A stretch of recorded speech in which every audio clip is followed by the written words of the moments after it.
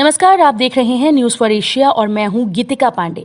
चुनाव प्रचार स्टारडम से भरपूर अपनी तड़क भड़क के लिए जाने जाते हैं, लेकिन तमिलनाडु राज्य में मदुरै से सटा एक ऐसा गांव भी है जहां की 3 पीढ़ियों ने देश के पहले चुनाव से लेकर अब तक किसी प्रत्याशी को गांव के अंदर प्रचार की इजाजत नहीं दी है।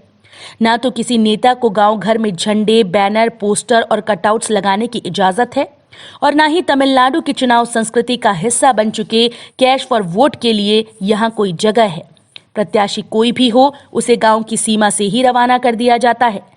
मदुरै से लगभग 20 किलोमीटर दूर 200 घरों और करीब 600 मतदाताओं वाला छोटा सा गांव है ओथावीडु। गांव के ज्यादातर रहवासी 100 साल पहले तिरुमंगलम से आकर बसे 3 परिवारों के वंशज हैं। इस गांव के दोनों तरफ 1 किलोमीटर के दायरे में दूसरे गांव भी हैं।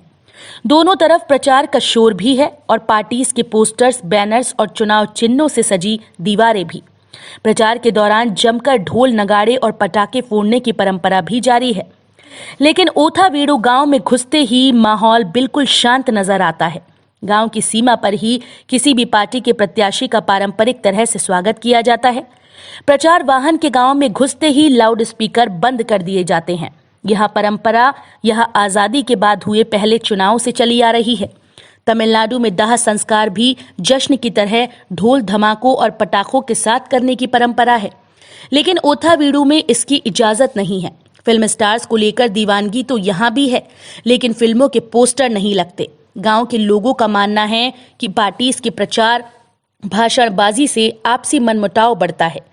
गांव की एकता और सौहार्द हमारे लिए पहले स्थान पर है, इसलिए ग्रामीण हर दल के प्रत्याशी का एक जैसा पारंपरिक ढंग से स्वागत करते हैं। गांव की सीमा पर ही अपनी समस्याएं बताते हैं, उनको सुनते हैं। उनकी ये परंपरा राजनीतिक दल भी जानते हैं और वे इसका सम्मान भी करते हैं। गांव के लोग किसी न किसी पार्टी से भी जुड़े हैं, लेकिन प्रदर्शन नहीं करते। वोट के बदले पैसे की भी यहाँ इजाजत नहीं। ऐसे ही कुछ गांव मदुरै सहित तेनी और विरुधुनगर जिले में भी हैं, जहां चुनाव के बाद हुए झगड़ों के चलते ग्रामीणों ने 80 के दशक से ऐसे ही प्रतिबंध लगाने का निर्णय ले रखा है।